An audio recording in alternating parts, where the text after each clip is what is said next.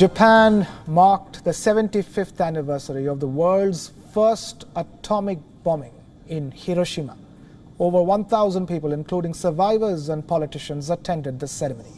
The participants observed a minute of silence at 8:15 a.m., the exact moment the US dropped the bomb on Hiroshima on the 6th of August 1945 during the final stages of the Second World War. This was followed by another bombing on Nagasaki on the 9th of August. The ceremony, which was being held at the Hiroshima Peace Memorial Park, was presided over by Prime Minister Shinzo Abe. The Japanese Prime Minister said that the country remained committed to its non-nuclear pledge. However, Tokyo is yet to sign the nuclear weapons ban treaty.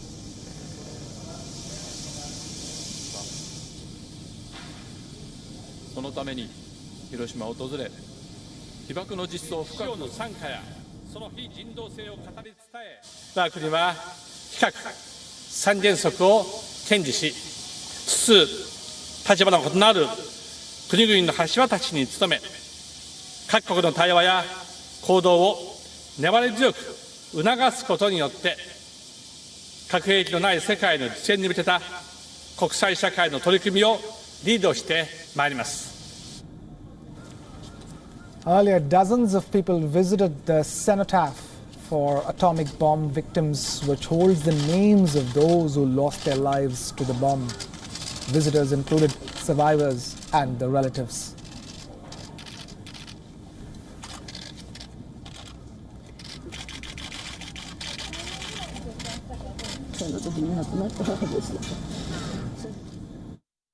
Ma, 私らもそれ相応の年になりましたんでね。だからまああと先は短いし、いうようなことで、まあ平和な世界であれば一番。And now we have our correspondent Grace Lee joining us live from Tokyo for more on that big story that we're tracking. Grace, talk to us. What does a day like this in Japan feel like? How are Japanese, observing this solemn occasion of the 75th anniversary of the atomic bombings? Well, it's a very somber occasion, and there are a lot of people here who are upset that they can't actually go to Hiroshima to observe this occasion. I was in Hiroshima last week, but had to come back to Tokyo due to the surging COVID-19 numbers, and definitely there was a lot less visitors than usual for this time of year in Hiroshima. We usually see a lot of visitors from overseas and outside of Hiroshima, from Tokyo, from other parts of Japan coming to observe this day, but this year it's been very much toned down, and that's been frustrating for a lot of the survivors who tell me that they feel that they're running out of time to share their stories, and usually, this time of year is when they're able to do so with a very large audience. And they tell me that during the pandemic, a lot of them have been suffering. Seeing the people dying from the pandemic reminds them of what happened in Hiroshima 75 years ago. So it is a very sensitive time for everyone there. Grace, the 75th anniversary of the atomic bombings also comes at a time when the country has remained committed to its non-nuclear pledge, although it's yet to sign the nuclear weapons ban treaty. But Japan is rethinking its pacifist pledge, and Prime Minister Shinzo Abe wants to change the constitution for that purpose. Yes, that's precisely the reason why a lot of the survivors and their families didn't want Prime Minister Shinzo Abe attending that ceremony today. They've been at odds with the Prime Minister. Some survivors saying it feels like he just doesn't care about the survivors by not signing that treaty. And of course, his stance towards going towards a less peaceful direction for Japan has been on the minds for a lot of the survivors here in Japan.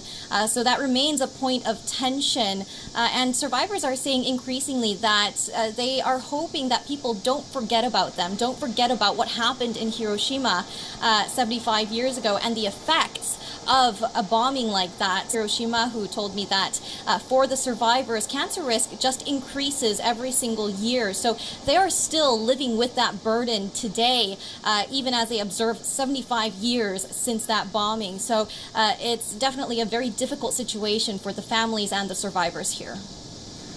And from the visuals, we can see that at the Hiroshima Peace Park Memorial, strict social distancing was maintained even as the 75th anniversary was observed.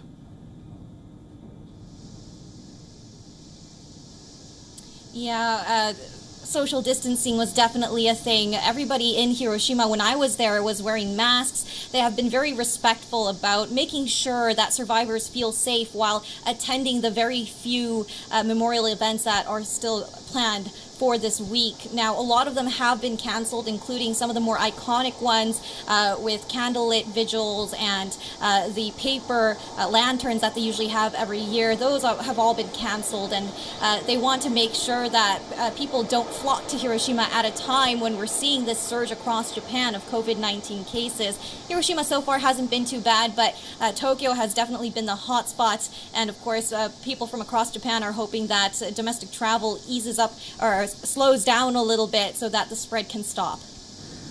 Grace Lee joining us with that live ground report straight from Tokyo in Japan. Thank you, Grace, for being with us here on the broadcast.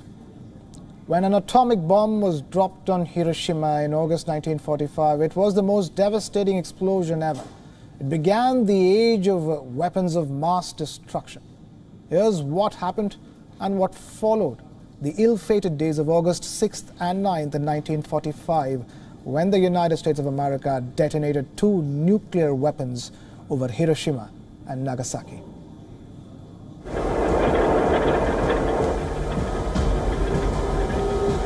The United States detonated 2 nuclear weapons over the Japanese cities of Hiroshima and Nagasaki on August the 6th and 9th, 1945.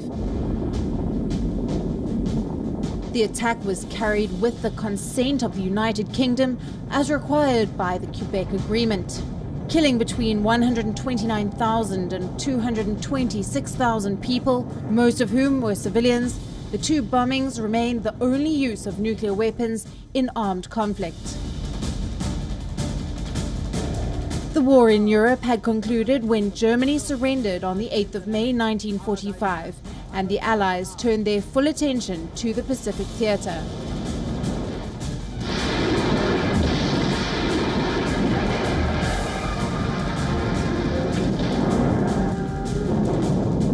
The Allies called for the unconditional surrender of the Imperial Japanese Armed Forces in the Potsdam Declaration on July 26, 1945.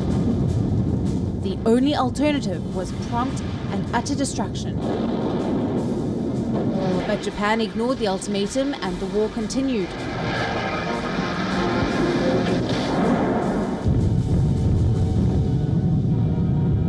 American scientists working on the Manhattan Project had successfully tested a working atomic bomb in July of 1945 after the surrender of Nazi Germany in May. It was then President Harry S. Truman who authorized the attack on Hiroshima. The US B-29 bomber aircraft, the Enola Gay, dropped the nuclear bomb, codenamed Little Boy, on the 6th of August 1945. 3 days later, another B-29 dropped a plutonium implosion bomb, codenamed Fat Man, on Nagasaki. The bombs immediately devastated their targets. Over the next 2 to 4 months, the acute effects of the atomic bombings killed between 90,000 and 146,000 people in Hiroshima.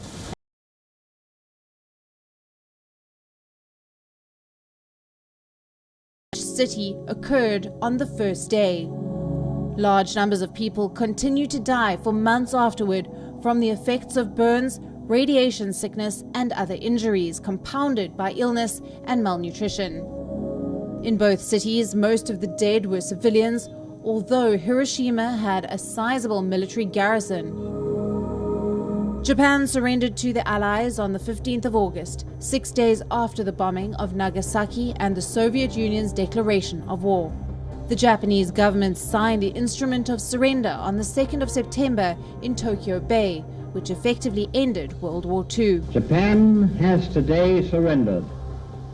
The last of our enemies is laid low. There is still much debate concerning the ethical and legal justification for the bombings, considering the effects of the twin bombings can be felt till today. The incidence of leukemia among survivors increased noticeably 5 to 6 years after the bombings. About a decade later, survivors began suffering from thyroid, breast, lung, and other cancers at higher than normal rates. For cancers, the added risk related to radiation exposure continued to increase throughout the lifespan of survivors, even 7 decades after the bombings. Women exposed to the bombings while they were pregnant experienced higher rates of miscarriage and deaths among their infants. Children exposed to radiation in their mothers' wombs were more likely to have intellectual disabilities and impaired growth, as well as increased risk of developing cancer. Needless to say, the twin bombings of Hiroshima and Nagasaki have cast a long shadow over international relations to date. Bureau Report, WION World is One.